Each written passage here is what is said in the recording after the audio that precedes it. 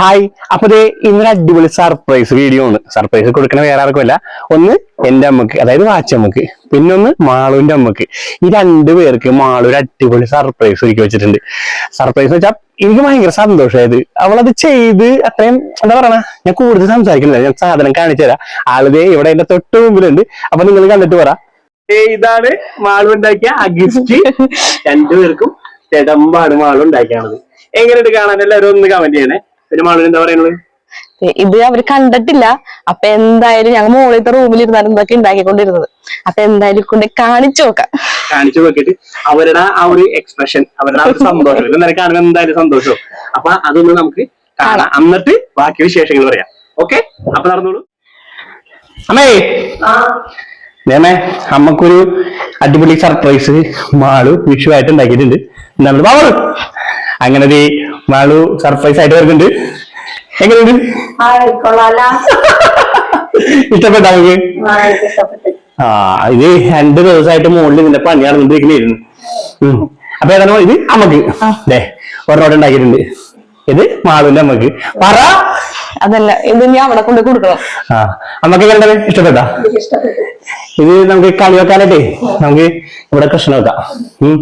അപ്പൊ 2 ദിവസത്തെ മാളുവിന്റെ ഉറക്കൊഴിച്ചുള്ള പണിയാണ്. അപ്പൊ എന്താണ് നമുക്ക് പറയാനുള്ളത് മാളുവിനോട്? ഒരിക്കൽ പ്രതീക്ഷയിലേക്ക് ഗിഫ്റ്റ്.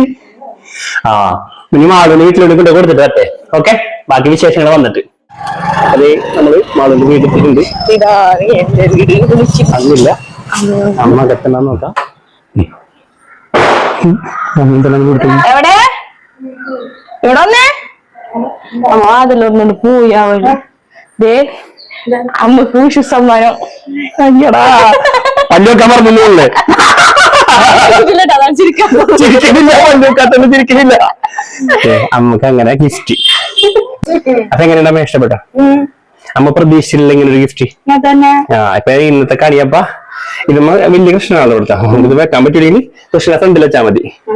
അവണ്ട് ഇഷ്ടപ്പെട്ട? എന്റെ മകളോട് എന്താ പറയാനുള്ളത്? ഇത്രയൊരു ഗിഫ്റ്റ് വന്ന മകളോട് എന്ത് പറയും?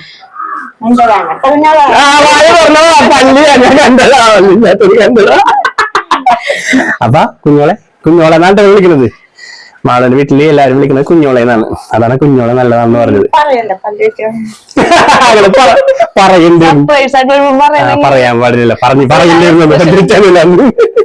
അപ്പൊ കുഴപ്പമില്ല. അപ്പൊ ഇത്രേ ഉള്ളൂ മാളുവിന്റെ ആ ഒരു വിഷു കൈനീട്ടം എന്ന് പറയാലേ. ഓക്കെ, അപ്പൊ ഒരു ടാറ്റ വന്നേക്ക്. ടാറ്റ വന്നേക്ക്. ഓക്കെ, ടാറ്റ.